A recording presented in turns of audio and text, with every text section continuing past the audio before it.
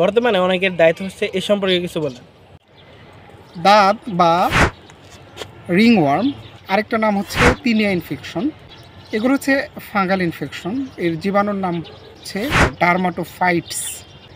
তো এখানে কয়েকটা জীবাণু রয়েছে, এগুলোকে এক নামে বলা হয় ডার্মাটোফাইটস।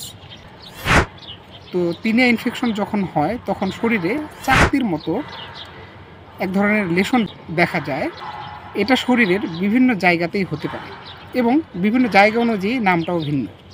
যেমন আপনার মাথায় যদি হয় সেটাকে বলা হয় তিনিয়া ক্যাপিটিস, যদি মুখে হয় সেটাকে আমরা বলি তিনিয়া ফেসি, যদি দাড়িতে হয় সেটাকে বলা হয় তিনিয়া বারবি। শরীরের অন্য, যেমন হচ্ছে আমাদের পেটে বা অন্য কোথাও যদি হয় সেটাকে বলা হয় তিনিয়া কর্পোরিস, যদি রানের চিপায় হয় সেটাকে বলা হয় তিনিয়া ক্রুরিস, যদি পায়ের মধ্যে হয় সেটাকে বলা হয় তিনিয়া পেডিস, যদি নখের মধ্যে হয় সেটাকে বলা হয় তিনিয়া আঙ্গুয়াম, যদি হাতের কোথাও হয় সেটাকে বলা হয় তিনিয়া ম্যানাম।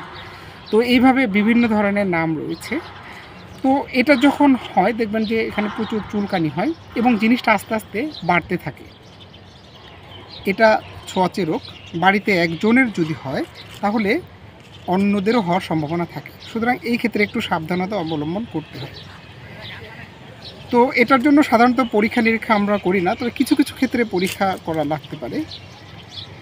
তো এটার চিকিৎসা সম্পর্কে আমরা একটু বলি। চিকিৎসাটা খুবই গুরুত্বপূর্ণ। এর চিকিৎসার জন্য আমরা বিভিন্ন ধরনের মলম ব্যবহার করে থাকি, বিভিন্ন অ্যান্টিফাঙ্গাল মলম। মুখে অনেক সময় আমরা অ্যান্টিফাঙ্গাল ব্যবহার করি, আর চুলকানি হলে চুলকানির জন্য আমরা অ্যান্টিহিস্টামিন দিয়ে থাকি। তো এটার চিকিৎসার ক্ষেত্রে আপনার কিছু কিছু বিষয় খুব গুরুত্বের সহকারে মেনে চলতে হবে। প্রথম কথা হচ্ছে এই ক্রিমটা যখন আপনি মাখবেন, আপনার যে জায়গাটাতে ওই গোলটা রয়েছে, অর্থাৎ এই দাঁতটা হয়েছে বা রিংওয়ার্মটা হয়েছে, সেখানে যে পর্যন্ত ঘাটা হয়েছে সেখানে তো মাখবেনই।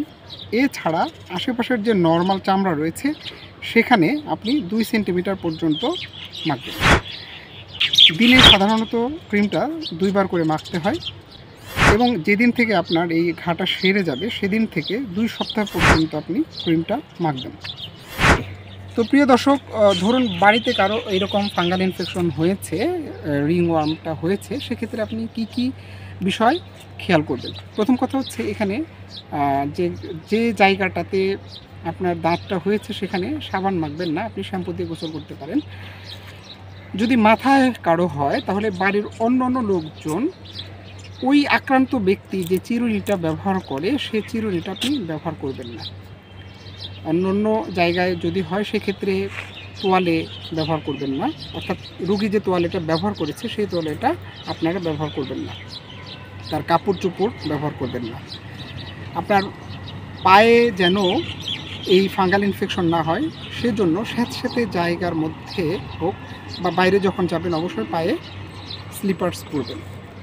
আর আপনার শরীর সবসময় শুষ্ক রাখবেন, কারণ এই স্যাঁতস্যাঁতে পরিবেশে কিন্তু এই ফাঙ্গাল ইনফেকশনটা খুব বেশি হয়। তো প্রিয় দর্শক, এই ছিল এই দাঁত বা রিংওয়ার্ম বা তিনিয়া ইনফেকশন সম্পর্কে আজকের আলোচনা।